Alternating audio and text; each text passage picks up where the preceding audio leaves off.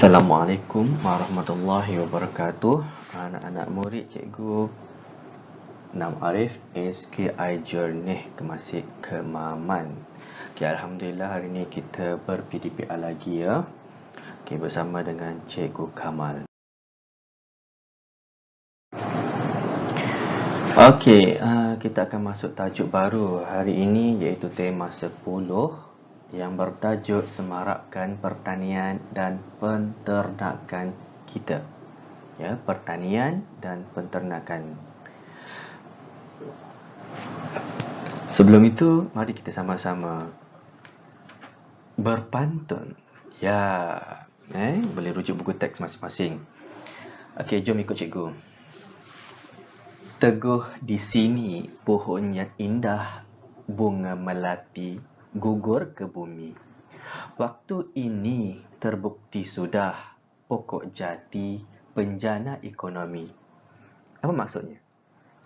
Maksudnya dia mengatakan bahawa pokok jati boleh dijadikan sebagai sumber ekonomi, di mana pokok jati boleh dibuat pelbagai benda.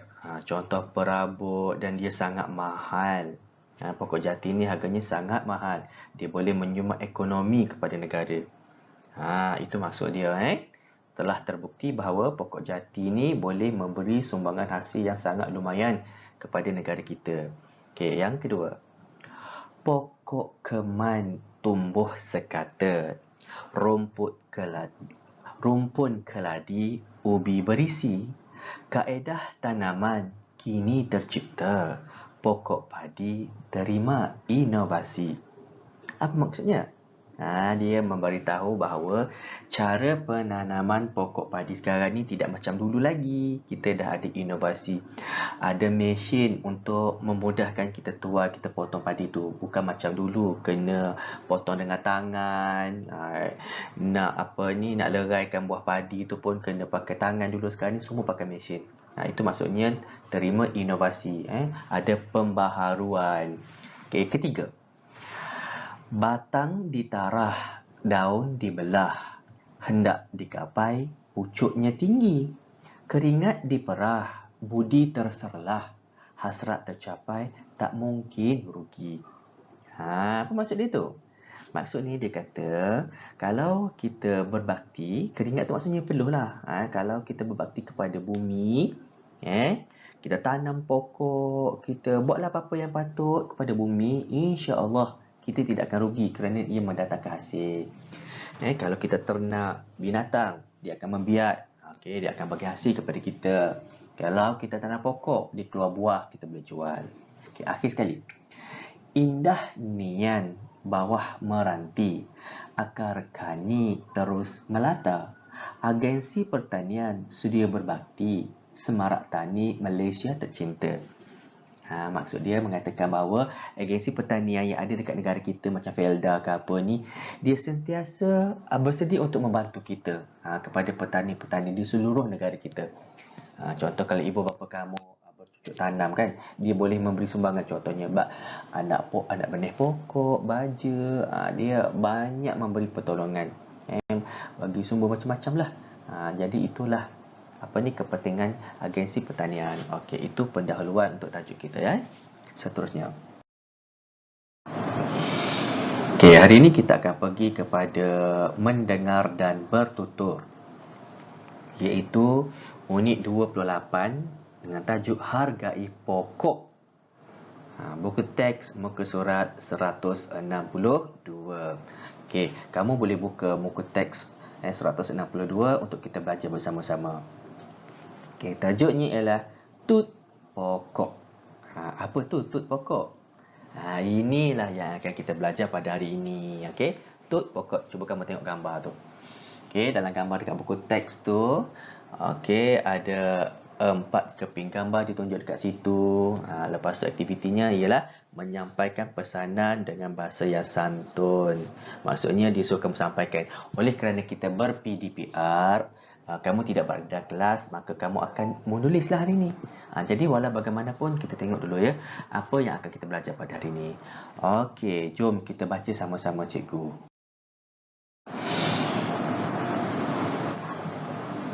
Okey, kita pergi kepada yang pertama Okey. Ini pakcik yang dalam gambar tu yang bercakap ni, okey. Para penonton yang saya hormati, saya akan menunjukkan cara mengetut pokok. Perhatikan langkah-langkahnya. Mula-mula, sediakan plastik, tanah dan bahan penggalak akar. Kemudian, pilih ranting pokok yang hendak ditut. Toreh kulit batang itu dengan menggunakan pisau. Seterusnya, sapukan bahan penggalak akar pada ranting yang ditoreh. Tempekkan tanah pada ranting tersebut. Kemudian, balut tanah itu dengan menggunakan plastik yang nipis. Kemudian, ikat hujung dan pangkalnya. Selepas beberapa bulan, akar akan tumbuh pada ranting tersebut. Setelah akar matang, potong pangkal ranting itu. Kita dapat menanam pokok hasil daripada pengetutan. Selamat mencuba. Sampaikan maklumat ini kepada sesiapa sahaja yang berminat untuk mengetut pokok. Okey, itu apa yang ditulis. Faham ya? Okey, kita pergi seterusnya. Okey, ini perbualan pula antara Amar dengan ayah dia. Okey, Amar. Ayah, saya telah mendapat maklumat tentang cara mengetuk pokok daripada pegawai pertanian menerusi rancangan bertajuk Agrojournal di televisyen. Beliau juga berpesan kepada para penonton agar menyampaikan maklumat tersebut kepada sesiapa yang berminat. Ayah berminat? Encik Zakaria. Ya, Amar.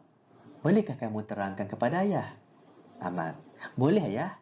Mula-mula, nampak gambar mulut di situ. Di sinilah tugas kamu. Kamu kena menerangkan bagaimana cara hendak mengetut pokok berdasarkan daripada apa yang telah diberitahu oleh pegawai tadi yang kita baca mula-mula. Jom. Kita lihat aktiviti. Ini gambar yang pertama. Okey, cuba kamu lihat pada gambar ni. Apa yang berlaku? Okey, ada ranting pokok kan? Lepas tu nampak tak jari dia tu? Dia membuka kulit batang pokok. Kulit batang pokok yang telah ditoreh dengan pisau. Okey, jadi macam mana kita nak bayar ni? Okey. Ayatnya macam ni. Pilih ranting pokok yang hendak ditut. Kemudian toreh ranting tersebut dengan menggunakan pisau. Nampak tak tu? Ranting tu telah pun terbuka kulit dia. Maksudnya kita kena pilih dulu. Sebelum kita tut pokok, kita kena pilih ranting yang betul-betul sihat. Jangan kita pilih ranting yang tak sihat. Nanti pokok tu tak sihat lah. Kita cari ranting yang sesuai, yang bagus, yang sihat. Lepas tu kita toreh dengan pisau bagus-bagus. Berhati-hati. Kalau salah toreh, nanti diputus. Nampak cari toreh tu. Dia buat bentuk macam berkulit terbuka. Okay, toreh macam tu. Okay, itu aktiviti yang pertama. Okay. Seterusnya. Kedua. Nampak yang gambar yang kedua. Kulit tadi telah dibuka. Okay, yang ditoreh tadi dah dibuka. Kat tengah-tengah tu nampak tak ada batang yang tengah tu. Kulit dia tak ada batang tu. Lepas tu nampak tak tu ada tanah. Ada tanah dan dia nak lekatkan dekat bahagian batang yang telah ditoreh. Okay, jadi kita nak kata apa? Nak tulis apa di sini? Okay, macam ni Kemudian, sapukan penggalak akar pada ranting yang ditoreh dan tempekkan tanah.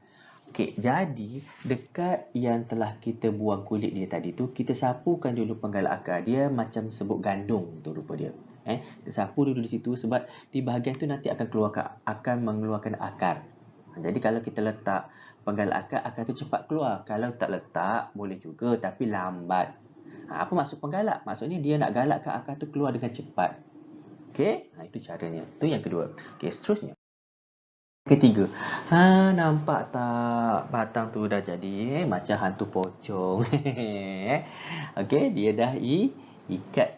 Tengok dia ikat tu dengan plastik atas dan bawah. Jadi apa kita nak tulis kat sini? Okey, macam ni. Balutkan tanah itu dengan menggunakan apa? Ya, betul, plastik. Plastik yang nipis dan ikat pada hujung. Hujung je ke? Tak boleh. Dan pangkalnya. Kalau ikat satu je, nanti tanah tu keluar lah. Kena ikat atas dan bawah dia. Tu nampak macam pocong tu. Okey? Itu yang ketiga. Okey, dan kita tengok gambar yang seterusnya, yang terakhir. Aktiviti yang keempat. Kamu perasan tak apa yang ada dekat gambar tu? Nampak tak dalam plastik tu dah ada akar. Akar dah tumbuh. Sebab tu disuruh letakkan dalam plastik yang nipis. Okey.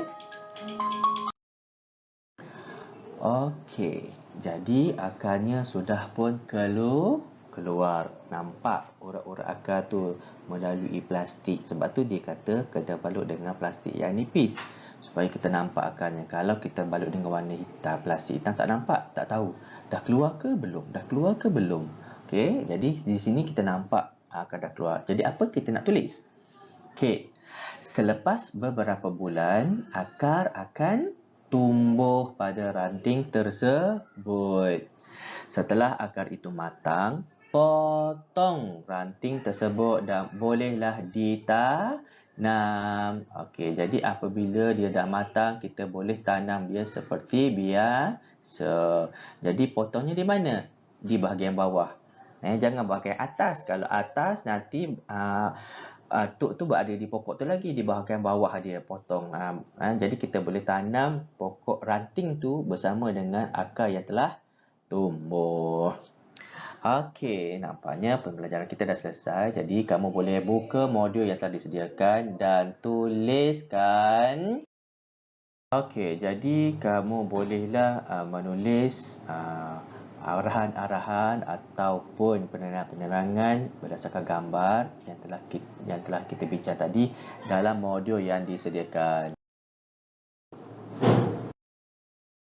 Okey, sekian. Terima kasih. Itu saja untuk PDPR kita pada hari ini. Kita jumpa lagi di lain hari. Sekian, terima kasih. Assalamualaikum.